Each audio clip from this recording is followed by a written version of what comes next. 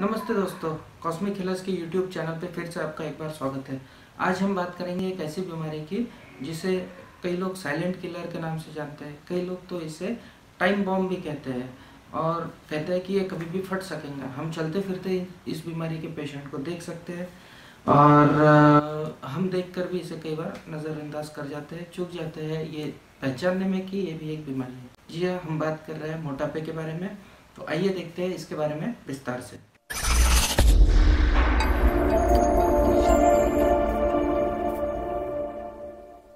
मोटापा हम तब कहते हैं जब हमारे बॉडी के अंदर फैट का अकुमुलेशन हो जाता है, फैट जमा होना शुरू हो जाता है और फैट इतना ज़्यादा जमा हो जाता है कि हमारी सेहत के ऊपर इसके हमें निगेटिव इफेक्ट देखने को मिलना शुरू हो जाते हैं। अब फैट का अकुमुलेशन कई कारण से होता है और फैट का अक्यूमुलेशन मोजने का जो पैमाना होता है वो होता है body mass index.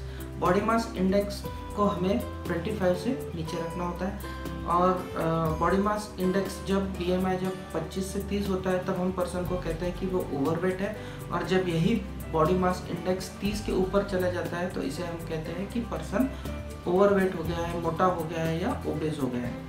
Body mass index को मोजने का पैमाना होता है कि हम हमारे वजन को मोजते हैं और उसको डिवाइड करते हैं हमारे हाइट के स्क्वायर से।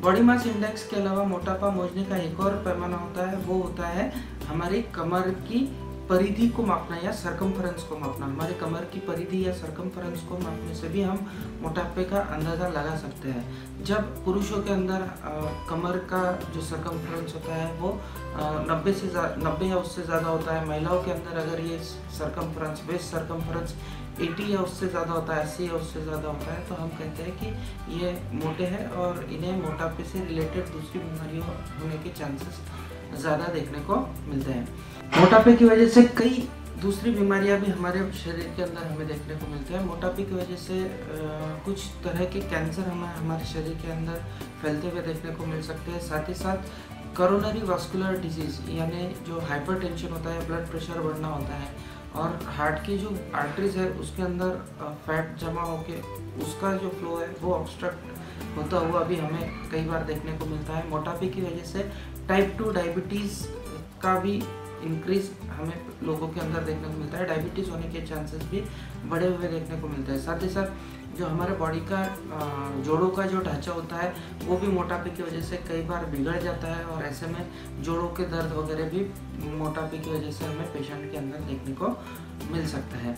इसके अलावा वंध्यत्व की तकलीफ भी पेशेंट के अंदर हमें देखने को मिल सकती है। माहवारी की तकलीफ हमें कई बार पेशेंट के अंदर देखने को मिल सकती है। मोटापे की वजह से सांस लेने में तकलीफ भी कई लोगों के अंदर हमें देखने को मिलती है। लंग्स की प्रॉब्लम भी कई लोगों के अंदर फैट ज़्यादा जमा होने की वजह से देखने को मिल सकती है। ये लोग खर्राटे बहुत लेते हैं और रात को कई बार नींद में से अचानक से जाग जाते हैं कि जिस तरह से उन्हें सांस ही ना लेते हैं। इसे हम स्लीप एपनिया सिंड्रोम कहते हैं। ये भी हमें मोटापे की वजह से कई बार देखने को मिलता है और साथ ही साथ लीवर के अंदर भी फैट मोटापे की वजह से ज़्यादा जमा हो जाता है, जिसे हम फैटी लीवर कहते हैं। नॉन अल्कोहलिक फैटी लीवर की तकलीफ हमें मोटापे के अंदर देखने को मिलती है। तो इसकी वजह से लीवर जब अफेक्ट हो जाता है तो पाचन तंत्र भी हमारा थोड़ा सा बिगड़ जाता है। ये और इस तरह की कई तकलीफें हमें मोटापे की वजह से देखने को मिलती है। मोटापे की वजह से क्वालिटी ऑफ लाइफ भी काफ़ी डिक्रीज हो जाती है। अगर ग्रुप में बैठे हैं तो कई लोग इन्हीं के ऊपर इनका मजाक उड़ाना शुरू कर देते हैं और इनकी खिंचाई करना शुरू कर देते हैं। तो ऐसे में कई बार मोटे लोगों के अंदर हमें डिप्रेशन भी देखने को मिलता है। उनके मन में खुद के प्रति हीन भावना पैदा हो जाती है। खुद को ये लोग कम आंकना शुरू कर देते हैं। इन्हें गिल्टी फील होता है, अपराध बोध इनके मन में डेवलप हो सकता है और साथ ही साथ इनकी पर्सनैलिटी जितनी डेवलप होनी चाहिए थी, जितनी खुलनी चाहिए थी, उतनी इन सभी की वजह से नहीं खुल पाती है और इस वजह से ये सोशल डिस्टेंसिंग को भी झेलते हैं। ये कई बार खुद को अकेला भी महसूस करते हैं। महिलाओं के अंदर मोटापा ज़्यादा हमें देखने को मिलता है। ये एक ऐसा प्रिवेंटेबल कॉज है जो पूरी दुनिया के अंदर एक बहुत ही मेजर प्रॉब्लम के तौर पे उभर रहा है और इसे हम कुछ तरीकों से, कुछ स्टेप्स से प्रिवेंट कर सकते हैं, इसको कंट्रोल कर सकते हैं। तो ये प्रिवेंटेबल कॉज है डेफिनेटली। तो इसके कॉजेज़ क्या है, क्या क्या रीजंस है जिसकी वजह से मोटापा बढ़ रहा है। सबसे पहला है ज़्यादा खाना खाना या ज़्यादा कैलोरी का इंटेक होना। अभी सामान्यतः माना जाता है कि कैलोरीज जितनी हम खाते हैं और जितनी हम बर्न करते हैं उसके अंदर अगर हम मेंटेनेंस रखते हैं तो मोटापा नहीं होगा, वेट जो है वो मेंटेन रहेगा। लेकिन अगर हमने कैलोरीज ज़्यादा खा ली और वो बर्न नहीं कर रहे हैं तो मोटापा हमें कई बार देखने को मिलता है। और अगर कैलोरीज कम खा रहे हैं और बहुत ज़्यादा वर्कआउट कर रहे हैं तो मोटापा कम होता हुआ भी हमें देखने को मिलता है। एनर्जी डेंस फूड और ड्रिंक्स, कोल्ड ड्रिंक्स है, Thums Up, Mirinda, Maaza, pizza, burger, Chinese, ये सभी अगर एनर्जी डेंस फूड और ड्रिंक्स कोई खाता है, बार बार इसका सेवन करता है, तो इन लोगों के अंदर हमें मोटापा देखने को मिलता है। बहुत से लोगों के अंदर हमने देखा है कि उन्हें आदत होती है बाहर ना जाने की, घर के अंदर बैठे रहते हैं, टीवी देखते रहते हैं, मोबाइल के अंदर गेम्स खेलते रहते हैं, या फिर चेस, लूडो, कैरम इस तरह के गेम्स खेलना प्रेफर करते हैं। तो ऐसे लोगों के अंदर भी सेडेंट्री लाइफस्टाइल हमें देखने को मिलती है, वर्कआउट कुछ होता नहीं है, बाहर घूमने भी नहीं जाते हैं ऐसे लोग।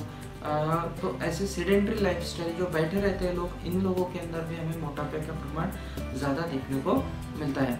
कई बार हमने देखा है कि लोग अपने खाने के ऊपर ख्याल नहीं देते हैं, जो खाने का टाइम होता है उसे मिस कर देते हैं, जो रेगुलर खाने का समय होता है उसमें उसे मिस कर देते, नाश्ता टाइप खा लेते हैं। तो इस वजह से भी मोटापा बढ़ता है, क्योंकि इसमें क्या होता है, प्रॉपर मील ना लेने की वजह से बॉडी को सेटिस्फैक्शन नहीं मिलता है, कुछ खाए ये एहसास बॉडी को नहीं मिलता है।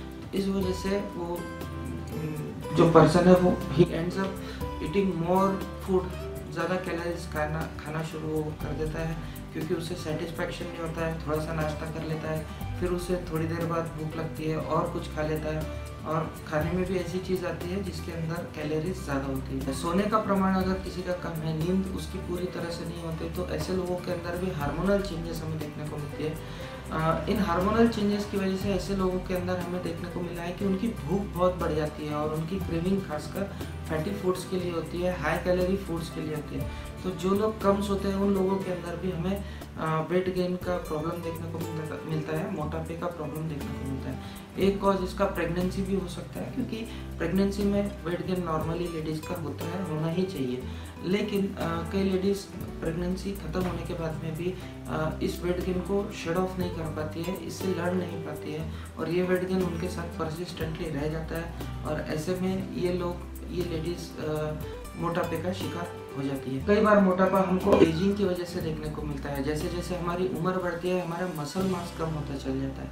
मसल मास कम होने की वजह से होता यह है कि हमारे बॉडी का मेटाबॉलिक रेट जो है वो काफ़ी रिड्यूस हो जाता है। मेटाबॉलिक रेट रिड्यूस होने की वजह से खाना तो हम उतना ही खा रहे होते हैं, लेकिन मेटाबॉलिक रेट कम होने की वजह से एक्सेसिव कैलोरीज रह जाती है। वो एक्सेसिव कैलोरीज जो रह रही है वो हमारे बॉडी फैट के फॉर्म में स्टोर कर लेती है। एक और रीज़न मोटापे का ये भी हो सकता है कि फैटी फूड खाना। फैटी फूड खाने से जो सेटिस्फैक्शन होता है, जो हमारे बॉडी ब्रेन के अंदर सैटिस्फैक्शन सेंटर्स होते हैं वो सेटिस्फाई नहीं होते हैं। जितना अच्छे से वो कार्बोहाइड्रेट और प्रोटीन खाने के बाद में हमारी भूख शांत हुई का जो एहसास हमें होता है, उतना अच्छा फैट खाने से, तलन खाने से नहीं होता है। तो फैटी फूड खाने से भी भूख जल्दी नहीं जाती, और ऐसे में हम ज़्यादा फैटी फूड खा लेते हैं, और ये फैटी फूड जो है ये एनर्जी के लिए बहुत कम यूटिलाइज होता है, और फैट हमारे बॉडी के अंदर स्टोर होता चला जाता है, जिसकी वजह से हमें मोटापा देखने को